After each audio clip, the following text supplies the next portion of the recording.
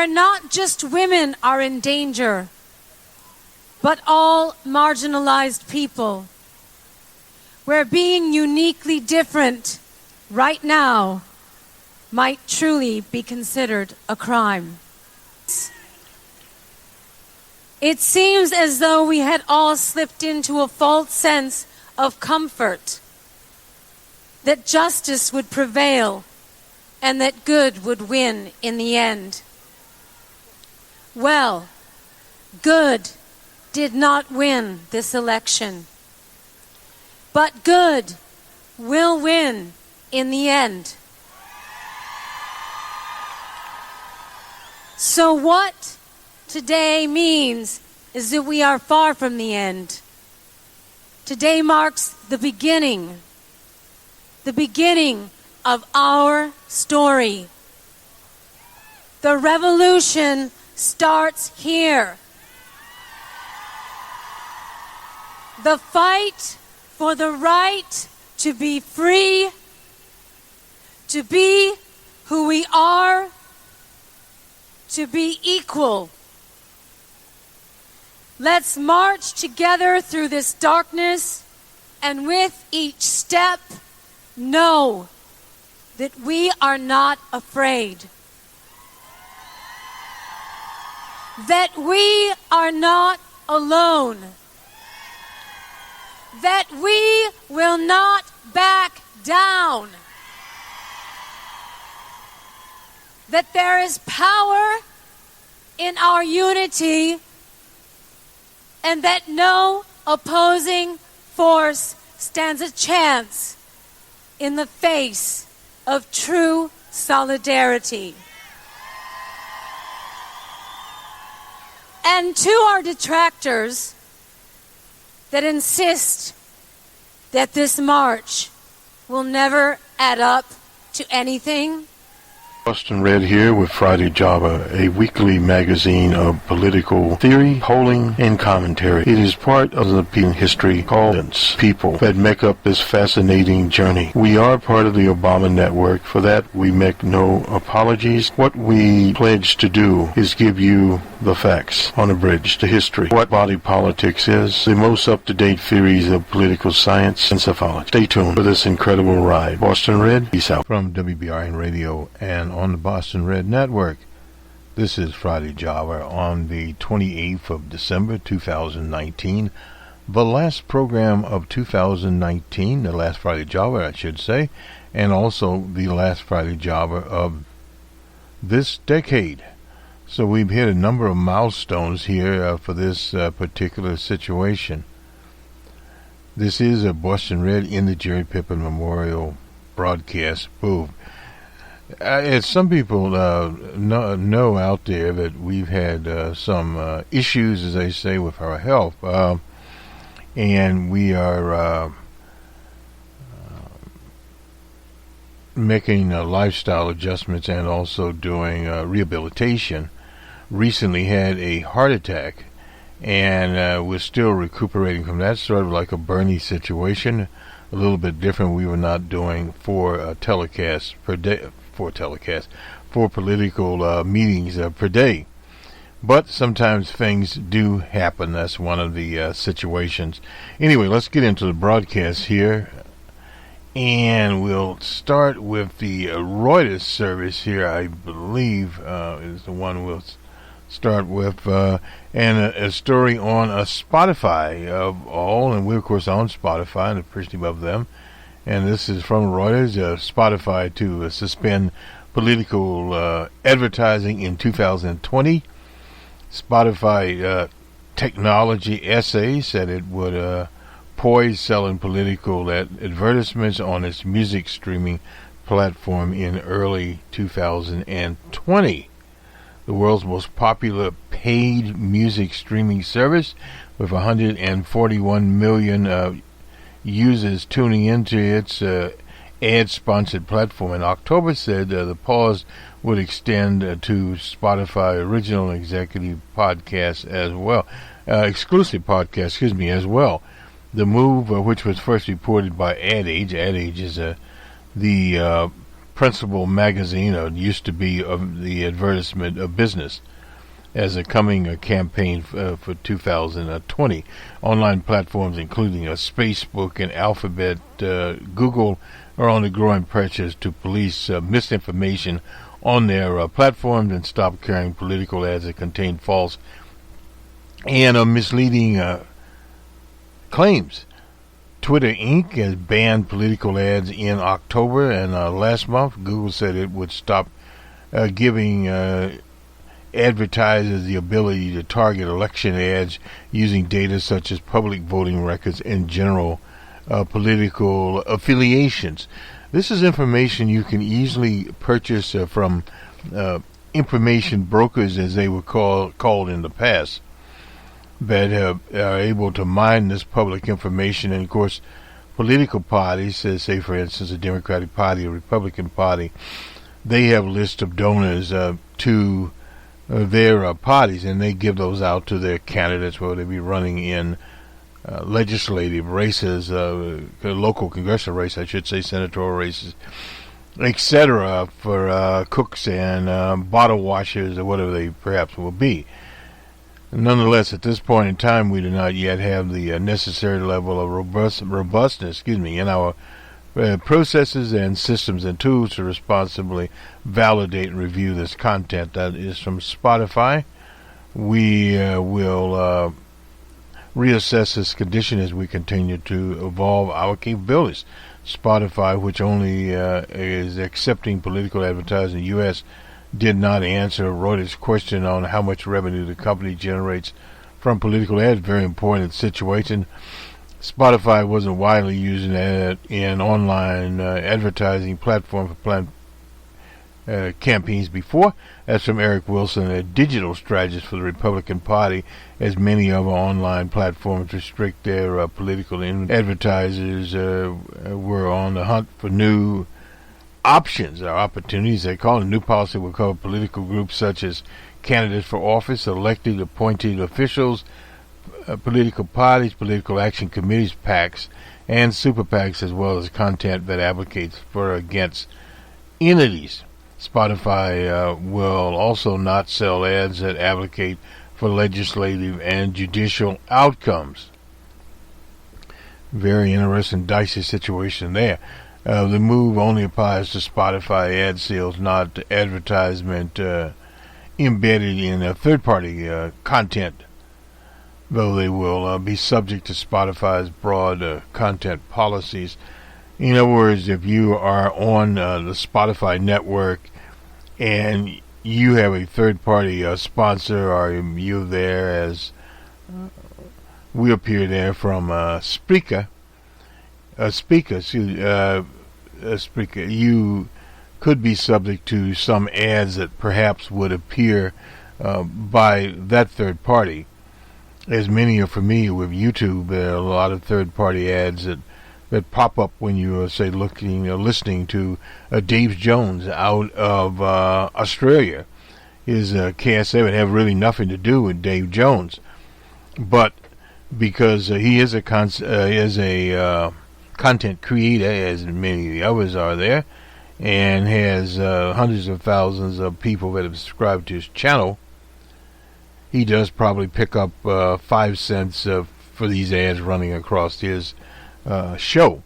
Anyway, that is how that works. Jerry Pippin, late great Jerry Pippin, used to explain how that worked in radio, and it's kind of very similar to what they're doing these days, but there's in radio a greater cut there in terms of how the ads were, because basically the advertisers would buy the ads and the content creator, Jerry, would develop the show. So that's basically how that would work, and of course the network would get its cut of that. While we're on Reuters here, let's see if we can get some latest. We'll have more on this over on Numbers Man, our macroeconomics program, but the S&P 500 edged up to records. NASDAQ's winning streak at risk is their report here. These are financial indicators. The Dow Jones Industrial edged higher to fresh records on Friday, a year-end rally. You used to call it Santa rally there. On the negotiations with China. Nasdaq was slightly lower, however, putting the tech-heavy index on pace to snap its 11-session string of gains. With only a few days left for the year, the benchmark S&P 500 climbed more than 29 points, 29% I should say, in 2019's biggest annual percentage gain since 2013. That's not to say a lot's there. In a situation where you've got the trade expectation that help stimulate business spending next year, still low interest rates, strong consumers, so forth out there. Anyway, the Dow, I usually don't do this on Friday Java, but it gained 51.68 points, and it rose to 28,673.07, so it's in the 2800s now. The S&P gained 1.3. We'll get into that. The Nasdaq composite dropped 10 points. Basically, won't get into much more of this. Shares of Amazon rose 0.3%, building on strong gains daily when the report showed U.S. shoppers spent more online during the holiday season than in 2018. So some of the things that shape policy. Consumers are still out there. The question is, will they be out there later in the ball game? Another article while we're at Reuters here, I thought we'd look at it. One of our fields of interest. We talk more about this on the open source report, but recession, robots, and rockets. Another roaring 20s for the world markets. Here, this is from London. Elizabeth Hardcroft. Anyway, helicopter crashes, climate crisis, smart cities, and the space economy. Investors have all these possibilities ahead in the third decade of the 21st century. So moving ahead here into the new decade, it will spring in their step after watching world stocks. They had a rocking 25 trillion in value over the past 10 years. Bonds were at $13 trillion. The U.S. economy is now, let's see, it keeps going up there, around $20 trillion. They also saw interest-based firms transform the way humans work. Internet-based firms, shops, and relax. Now investors are positioning for the tech revolution in the next 10 years. We could see a repeat of the roaring 20s as of the 1920s were known. The years of prosperity, technological invention, and such social development as women winning the right to vote. That was in the 20s now. But there's unease along with euphoria. The current economic cycle is already the longest, and history looks invincible recessions there. So you're looking at that, which would mark 100 years since Wall Street's collapse in 1929. The Great Recession is caused there.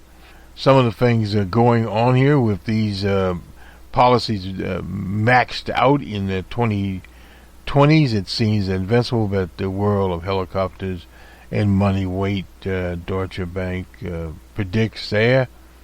Well, no doubt technology will come into it. Central banks have effectively invited governments to experiment with more unconventional policies. However, these policies may pile up even more global debt. A lot of debt out there.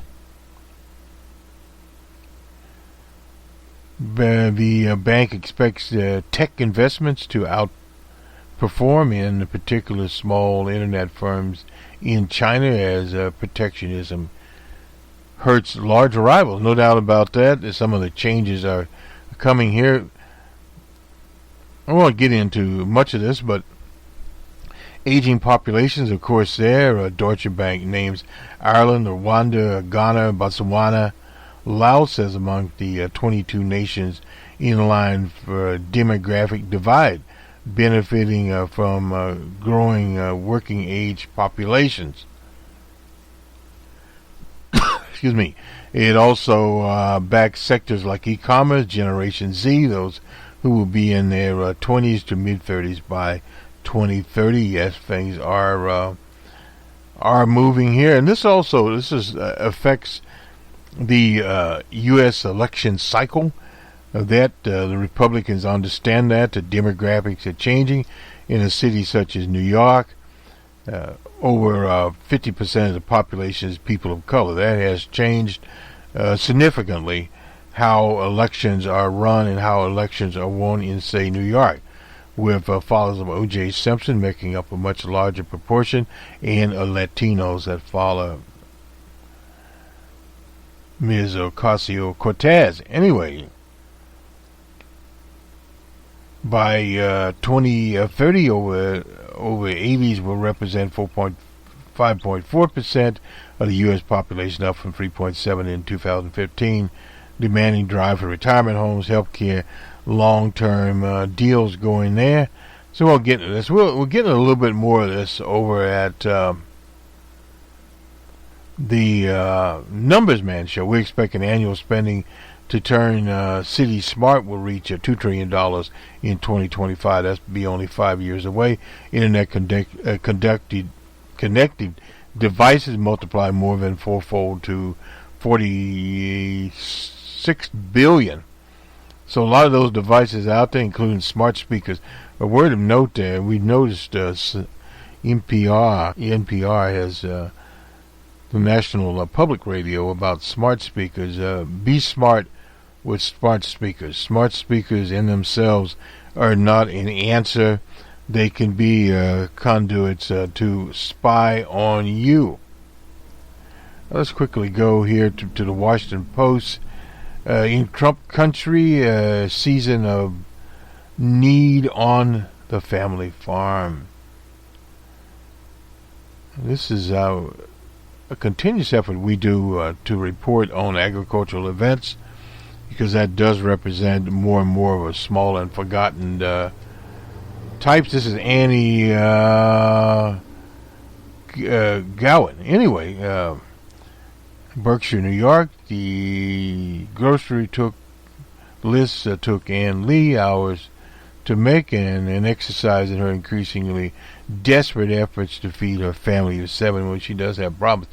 Chicken noodle soup, she wonders as she sits at her kitchen table with a pen and notepad. No, I make chicken and biscuits that's more filling. These days, Ann has only $175 each month to spend on foods beyond eggs, butter, and milk, and meat that the family's dairy operation supplies. Well, that is a big situation there, so this has become a monthly ritual, going through several drafts to create an affordable meal plan that keeps her husband and 5 kids from going hungry, no doubt. She knows prices at discount groceries by heart. Crushed tomatoes for chili, $1 a can. Potato tarts for roast pork, $1.69 a bag. I wish I could make lasagna, but it's expensive, she says.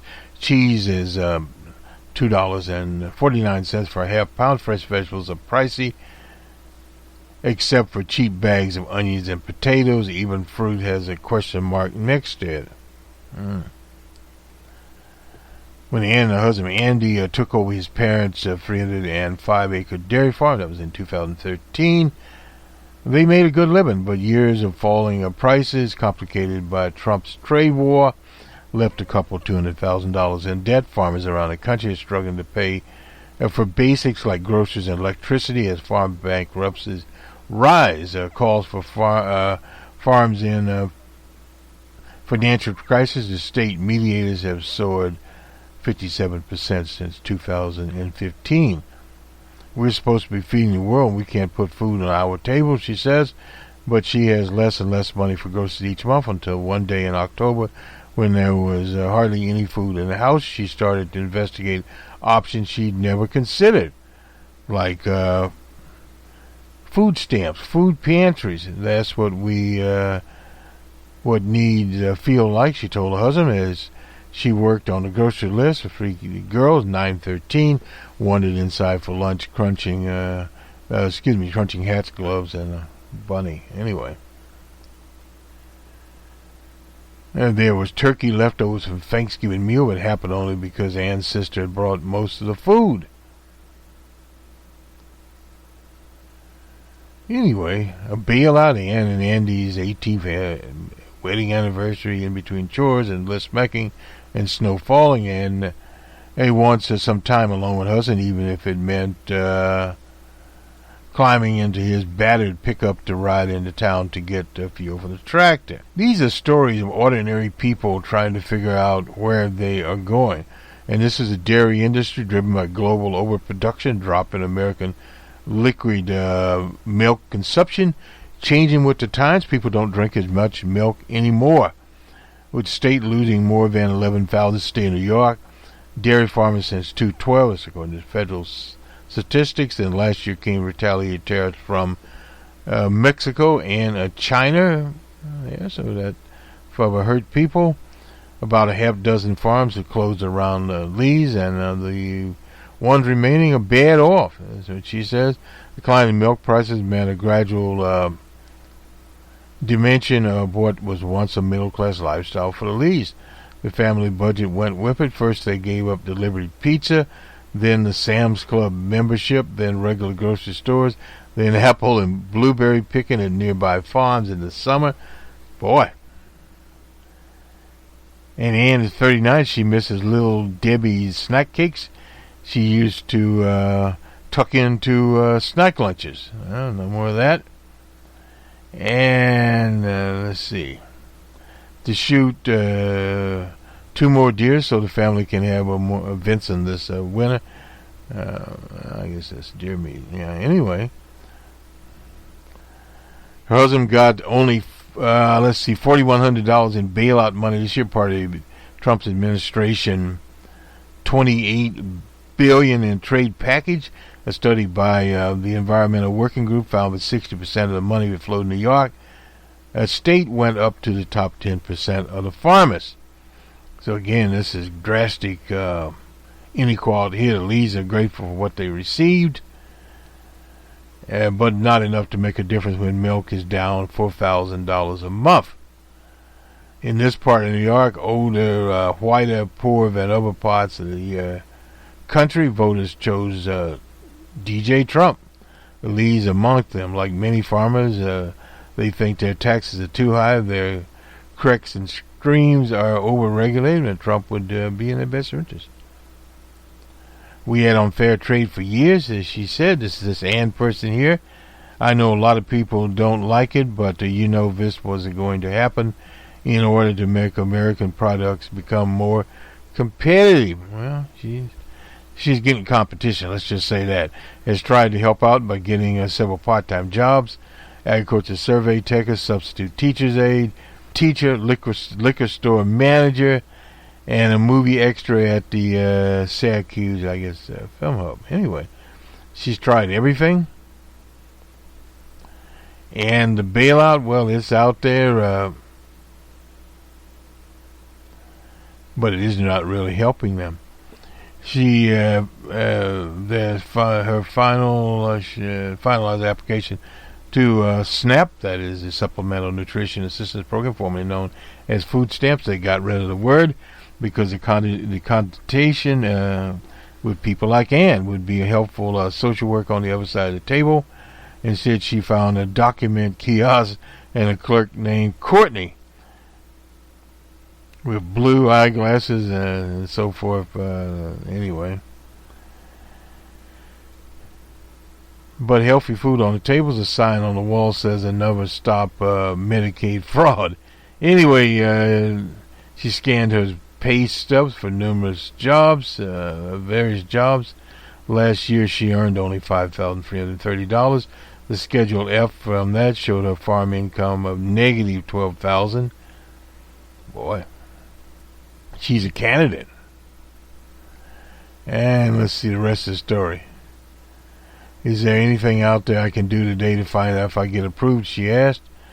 Well, she was dealing with a kiosk. Courtney said, by Monday, get back to us in 24 hours, or 3 weeks when she was notified mail a third person said, and was skeptical about it. Anyway, there are 197 farmers, farm workers, forestry users that use SNAP. That's according to a study by our friends at the Budget and Policy Priorities. But farmers say they sometimes find it difficult to qualify because of complicated rules governing a self-employment income. And it hoped to get their benefits before Christmas, which might free up a little extra money. Anyway, I guess she didn't work out for her there. She was back on the street in less than 20 minutes, far faster than expected, and regretting paying $1 for 2 hours of parking. So this is this lady that voted for Trump. Tomorrow we go to the food bank, she wrote, and Andy doesn't know. I'm afraid he knows it would upset him. Andy is the husband there. Now she was shivering in line, jumping up and down, waiting for the food truck to arrive. Oh boy. Finally, the truck, a mobile food pantry from the food bank of Southern Tyre, pulled in, unfolded its door. Volunteers passed out eggs and milk. She didn't need that. Apple juice, frozen vegetables, chickpeas and cornflakes, canned pears, potatoes, and rice. She grabbed 2 bags of apples, 6 bags of grapes. Food to be a question mark on the list no longer. Fruit, I'm sorry.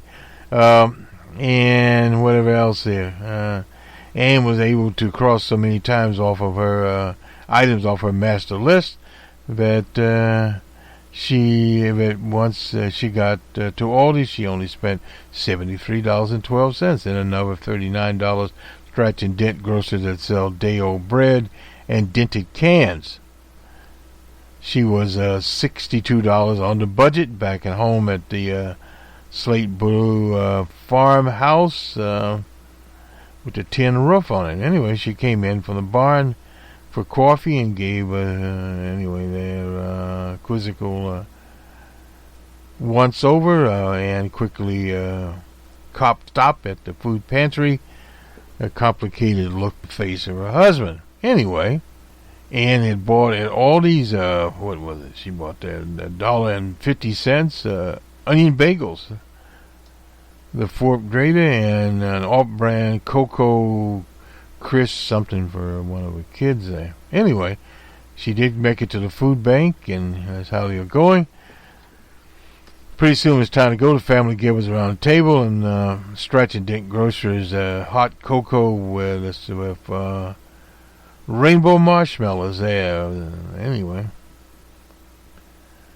And she had cooked carrot, baked beans to datch up some chicken in a crock pot. Begin to read, a Farm Progress article that quoted 2 University of Wisconsin economists at there.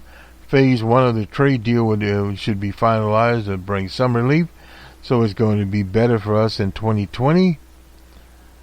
Brianne asked, it's always going to be better for us in 2020 and 2021 and 2022. You have to be positive, and that's how the article ends here. I meant about milk prices. Daughter here, I guess that's what we're saying. Then Levi wanted to know if there were any baked beans left, and put the phone down to help him get more food. So, in other words, these people are living on food sufficiency money, food pantries, and living on a farm. Now that is a damnable situation if we ever looked at one. Let me just see. I think we have.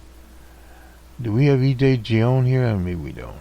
I'm not sure. Sometimes you really don't know who we have. I thought we perhaps did have him. Maybe not. This is the Washington Post. We usually look around several publications here and see where we are going here. This is David Lynch. More about trade deals. We'll save this and move along here. We will do this one. A much cited defense of the Steele dossier has a problem in this. Eric Wimple Whipple, I think, used to be at the time. Anyway, 6th in the series on media handling of the Steele dossier. A year ago, in a post for Lawfare, Susan Grant and Chuck Rosenbaum assessed the durability of the Russian dossier compiled by Christopher Steele, a former MI5 agent. The dossier holds up well over time. None of it, to our knowledge, has been disapproved, they concluded. Anyway, nonetheless, what he is saying, the sound idea behind the Grant Rosenberg piece was to compare claims of dossier with claims in official documents such as indictments, testimonies, and Exhibit A was Steele's claim about Russian hacking sophistication, the use of botnets, point traffic to transmit viruses, plant bugs, steal data, etc. And against the Democratic Party, as well as reliance on WikiLeaks to surface hacked material for plausible deniability. Anyway, that's some of it there. Inventing these claims, Grant Rosenberg relied on the July 2018 indictment of Special Counsel Mueller against 12 officials of Russia's main intelligence agency. The official record argued that the makers should have the same connections found in the Steele dossier. However, it did not collaborate statements in the dossier that the Russian intelligence operations had been conducted with the full knowledge and support of DJ Trump and company. Conclude the office. Details of a dossier claims evaluated by this Grant Rosenberg operation related to Paul Manafort and this character Carter Prince here, and of course Michael Cohen's in here, all these characters in here. Again, the current political record does not firmly collaborate the assertion that Cohen spearheaded, even for a short time, efforts by the Trump team. Well, in a segment pegged by Lawfare's piece, Nicole Wallace, looked at the evidence and said the dossier to date, none of them have been disproved. The whole picture, the big picture, holds up. Rosenberg is a former U.S. attorney, told her, as more and more official documents come out there. At this series has noted, the report of Justice Department Inspector Horowitz, released on December 9, plummeted the dossier, the FBI's conclusion, amongst other things, that although consistent with known efforts by Russia to interfere in the 2016 election, much of the material in the Steele report, including allegations against DJ Trump, members of the Trump campaign, relied on Carter pages. Freedom of Information Act application and could not be collaborated. Crossfire's Hurricane team and the limited information that was collaborated relative to time, location, etc. Here, we asked Wallace to take another look at the segment in light of Horowitz's approach. She replied the segment was based on Chuck Rosenberg's careful and incredibly specific collaborations of sections of the dossier using public court records and filings of the Mueller Commission. We stand by Chuck's report. And we asked Rosenberg about his and Grant's piece in Lawfare. His response: I do not think our analysis was particularly sunny or particularly gloomy. What we tried to do was simple and compare information in credible public records with information in the dossier. In some places it matched up well, and others, as he wrote, the dossier remains uncollaborated, unconfirmed. Anyway, the Grant Rosenberg piece was armed with caveats.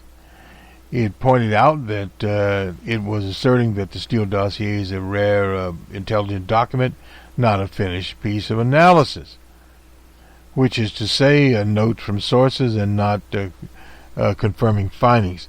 The Mueller investigators clearly produced a public record that confirms pieces of the dossier.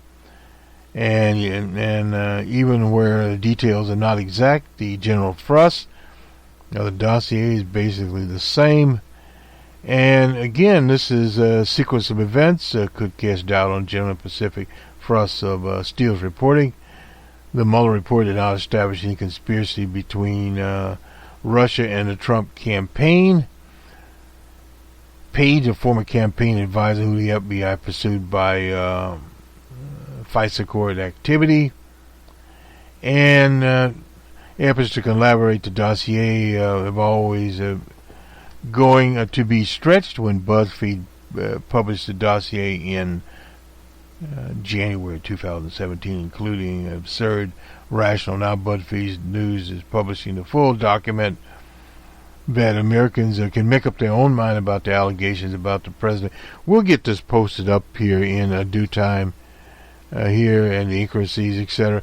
Well, one has to understand that a report by an intelligence agent, former intelligence agent, is hard to define there, is full of so-called caveats.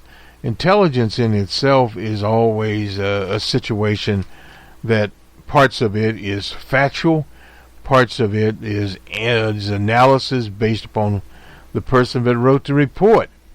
And then there's a little bit of hocus pocus put in there. That's basically all you can expect there. Disunity in the U.S. within the transatlantic alliance, and to our knowledge, nothing in the Steele memoranda has been disproved. Well, no, very hard to disprove the type of report that Steele made. And old Eric went with well, so what? The absence of disproof is not proof. By this standard, any crazy claim that doesn't trigger a bulletproof refutation requires credibility. The Steele does skated on this logical equivocation for years.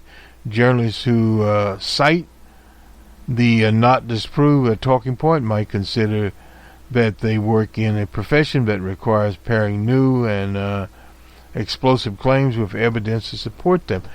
Well, that is a big problem, and this is the central point we want to make here is about this whole Russian incident to begin with is matters of conjecture. And as we pointed out in previous episodes, the whole Korean situation there, Democratic Republic of Korea, and Sony Pictures. It was never actually proven it was them. And see, this is part of the problem out there. The dossier was there. No doubt there are physical characters here, like Page and company, Cohen.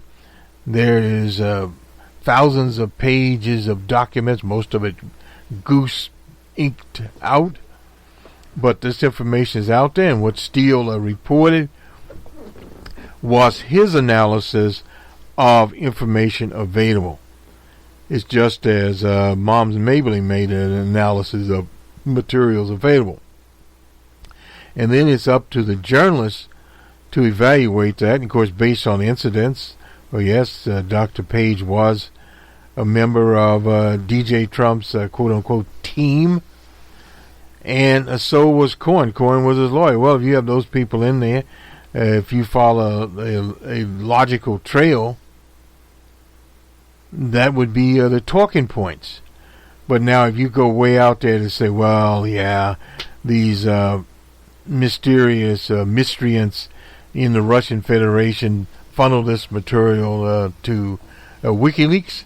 WikiLeaks says no. And of course, Julian Assange is in a deep, dark, isolated cell somewhere in London and can't speak for himself. So in other words, this is the kind of situation that you have there, believe it or not, and they're not Ripley.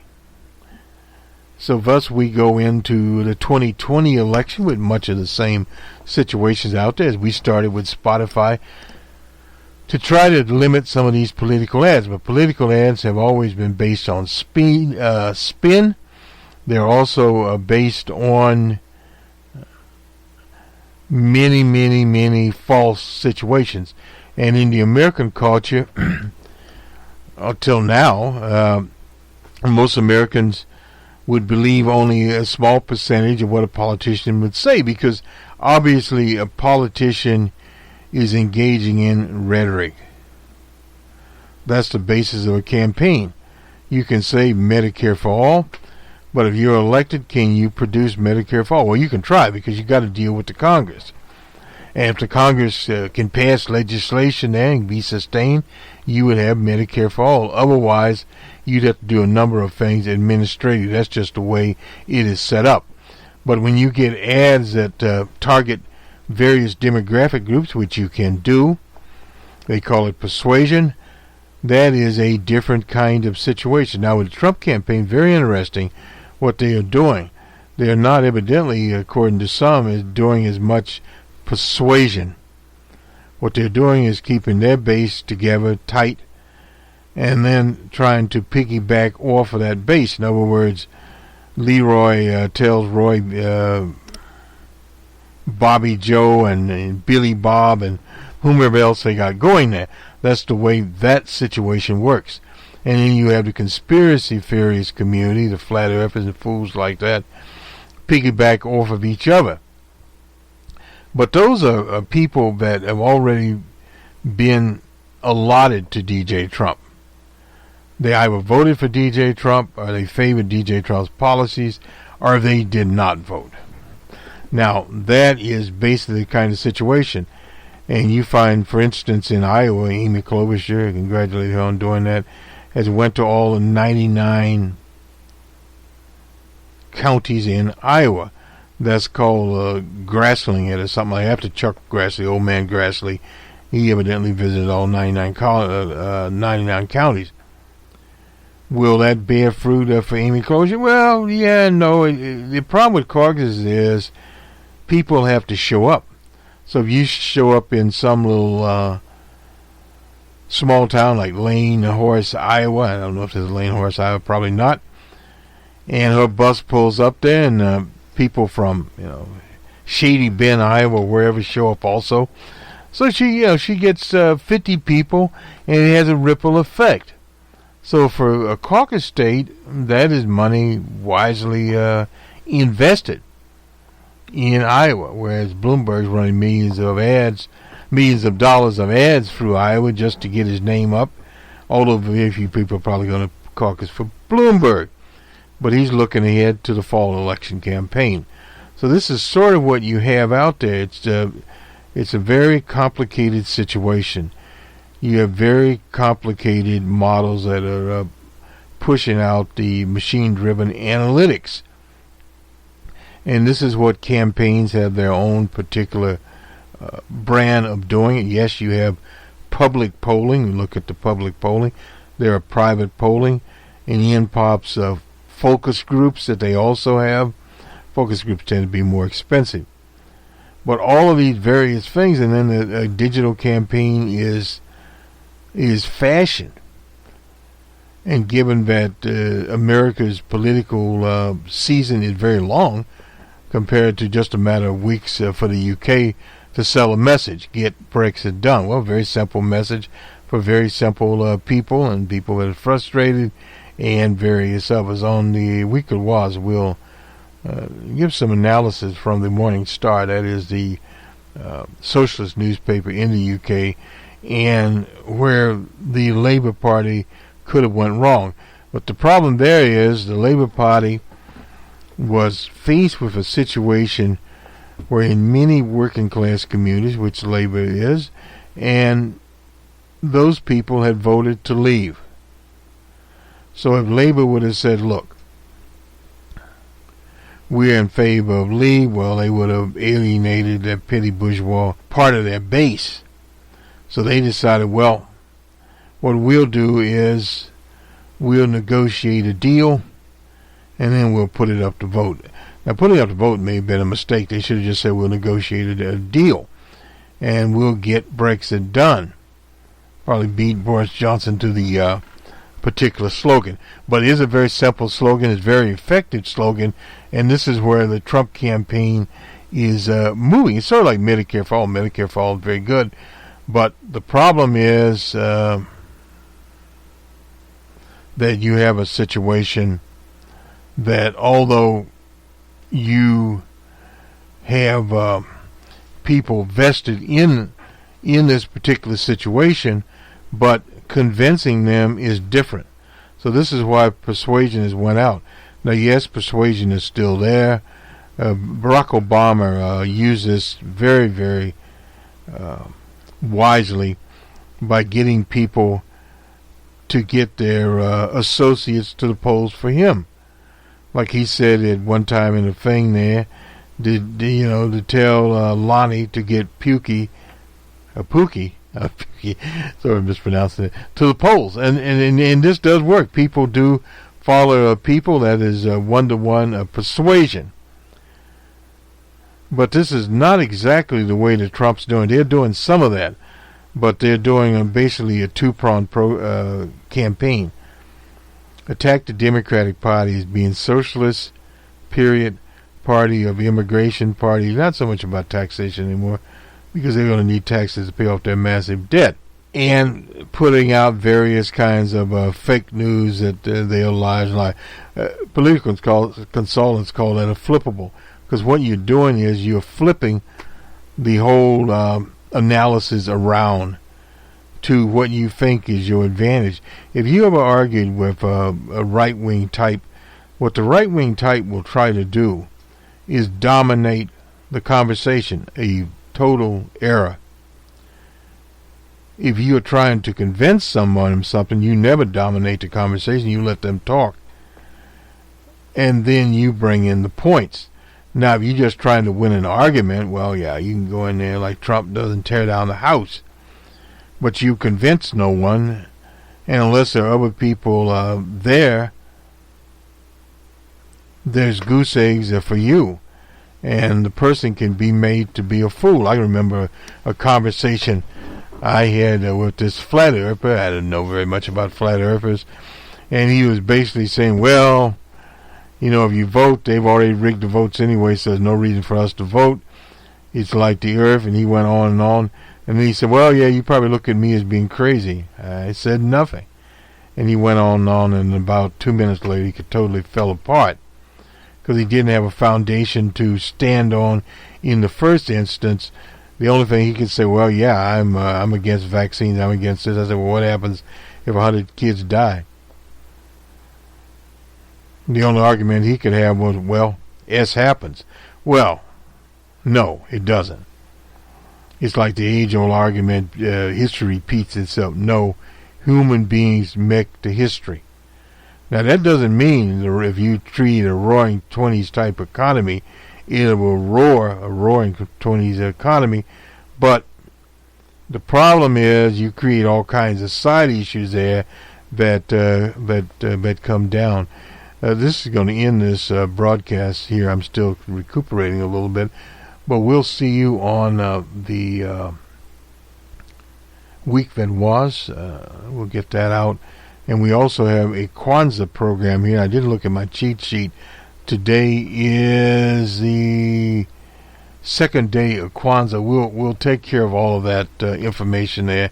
And we have a 2019 message from Malana Karinga, Dr. Karinga, the man that founded Kwanzaa back in 1966.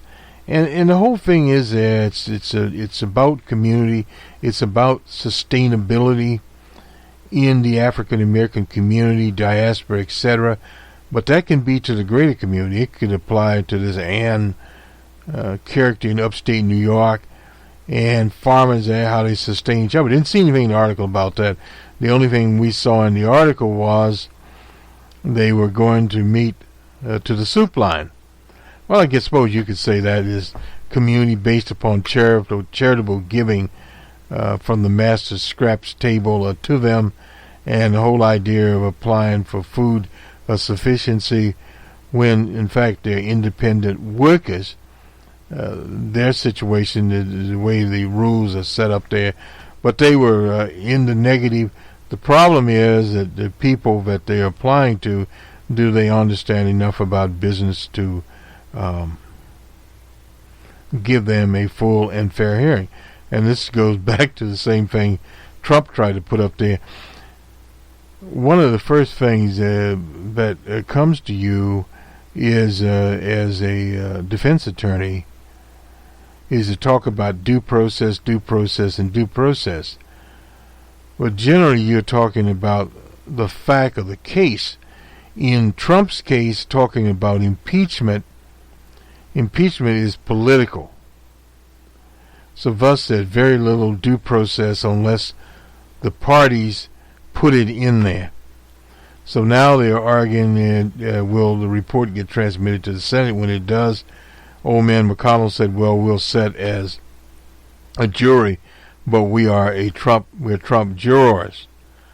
Well, that doesn't smack of any kind of due process, smacks of a kangaroo court. So they are now arguing about that and about any potential witnesses that they may or may not ever call. The Republicans, they like zero witnesses because they want to get in there, let John Roberts gavel this thing, let the senators stand and posture and whatever they want to do, the speechifying as they used to call it, and then drop the gavel and then say yay, and you got to have 3/4. It's over. DJ Trump's still down at 1,600. That is basically the way that they want to go. And is it causing any damage? Well, the polls, no. They've kept this outfit together, and that is the way they go. This is Boston Red in the Jerry Pippin broadcast booth on the 27th of December, 2019. Have a good weekend, everyone, and happy Kwanzaa, and have a happy 2020 New Year, and we'll get a New Year Eve program hopefully together. I hope we all up here. Good day.